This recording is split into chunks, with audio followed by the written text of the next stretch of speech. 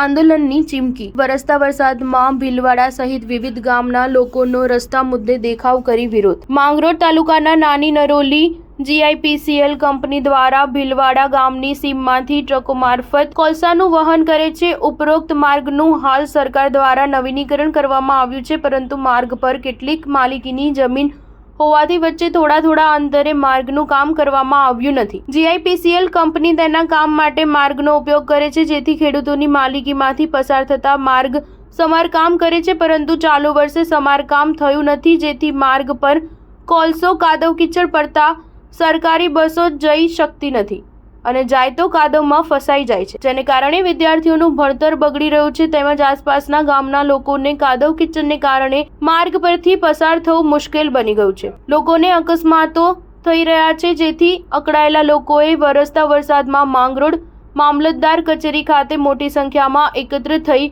GIPCL company વિરુદ્ધ ભારે સૂત્રોચ્ચાર કરી વિરોધ પ્રદર્શિત કર્યો હતો। સરકારના નીતિ નિયમો અનુસાર અસરગ્રસ્ત ગામોના લોકોને સુવિધા આપતી નથી।